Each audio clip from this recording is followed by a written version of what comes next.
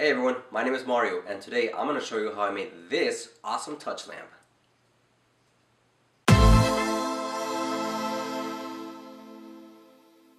For this lamp, I used a Jack Daniels bottle, but you can use any bottle you'd like. I set the angle to 18 degrees on the table saw and set the fence about 2 inches away from the top of the blade to make the staves.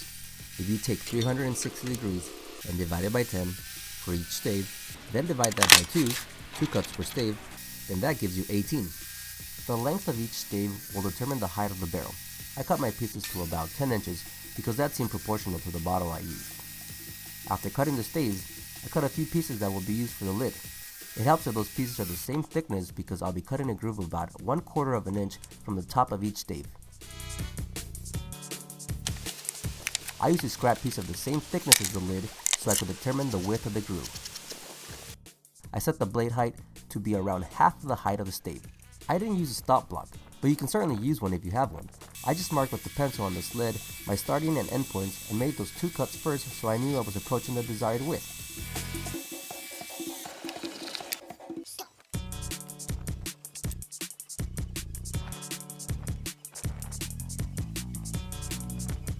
To determine the approximate circumference of the lid, I used some tape to roll the staves together and place the barrel on top of the board that will be used for the lid.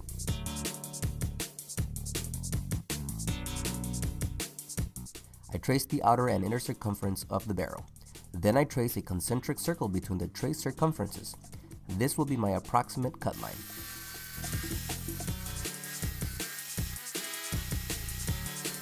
After dry fitting the lid on the barrel, I laid out the staves on top of blue painter's tape and I added glue to the sides.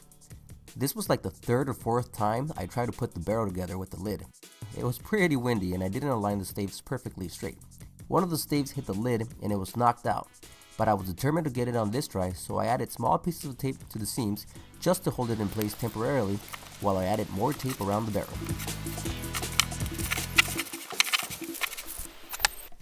I let it dry overnight, and the following day I used an electric planer to shave down the seams to make it more round.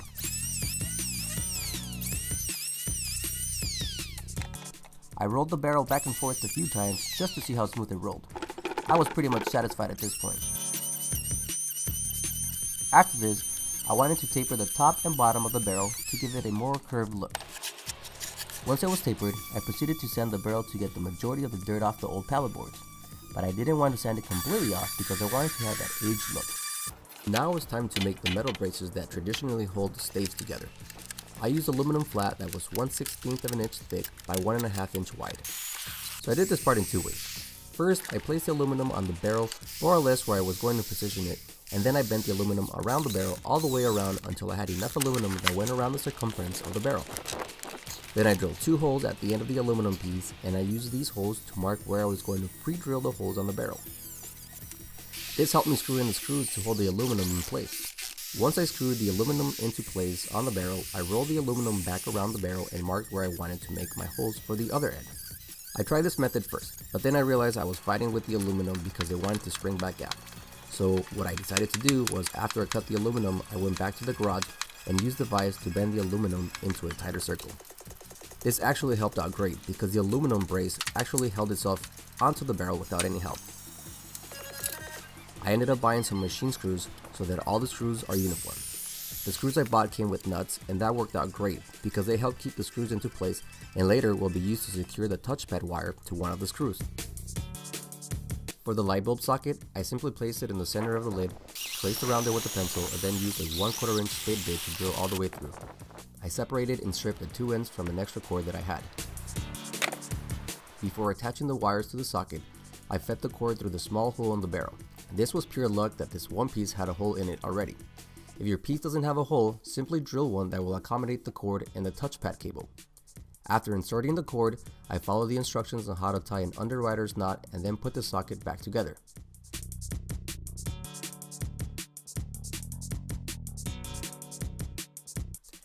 This is a touchpad for the touch lamp control. I cut it off and stripped the end off the cable. Took an extra screw and rolled the cable around it to make a loop. I put this loop around one of the screws that I used to attach the aluminum brace and used an extra nut to secure it in place. To cut the glass bottle, I simply put the glass cutter at the height that I wanted to remove from the bottle. Note that I scored the glass bottle at this point, but I hadn't realized it was thicker than the glass in the middle of the bottle.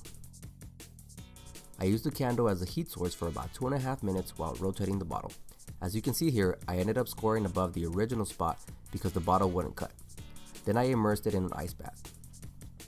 I helped it a little bit by tapping it with the back of a knife. So as you can see from the previous clip, the bottle didn't cut straight.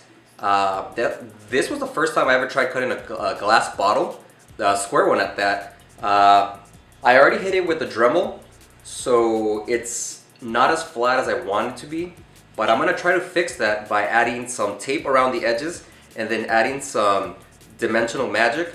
The reason why I'm using that is because that's the only thing that I have that dries up clear. I don't have epoxy resin or anything like that, so I'm gonna give it a shot, see how it works, and hopefully it turns out better than this.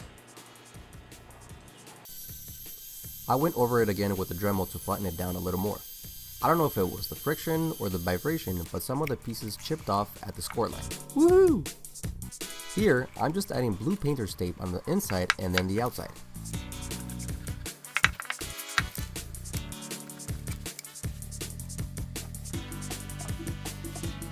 I added the Dimensional Magic by Mod Podge and let it dry overnight, standing up of course.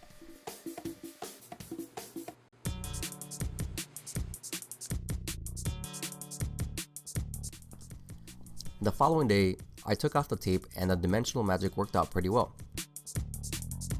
I was pretty happy with the results because the Dimensional Magic is liquid and it pretty much leveled itself, so not a lot of sanding was necessary.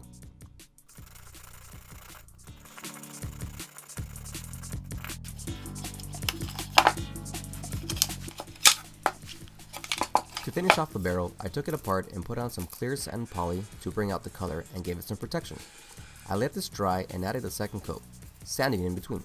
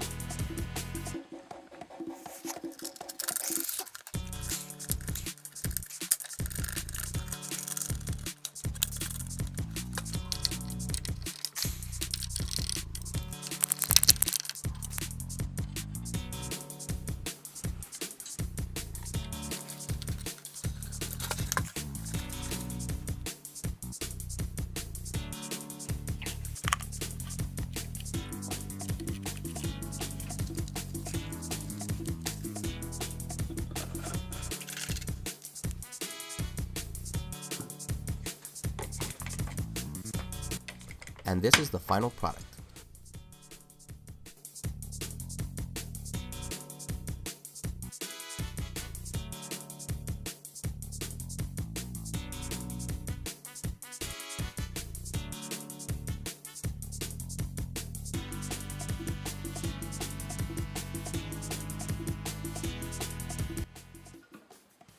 Well, there you have it, guys. After about 1.5 years of brainstorming and finally finishing this bottle of Jack, I got a chance to work on this project. It was a lot of fun and I hope you enjoyed the video. If you did, please don't forget to like, comment, and share. And if you haven't already done so, please subscribe so you don't miss any future episodes. Remember, this is a giveaway, so please share this with your friends and family. The more participants, the better. I will be selecting a random subscriber from the comments below. Stay tuned because in a couple of weeks, I'll be announcing the winner. See you later.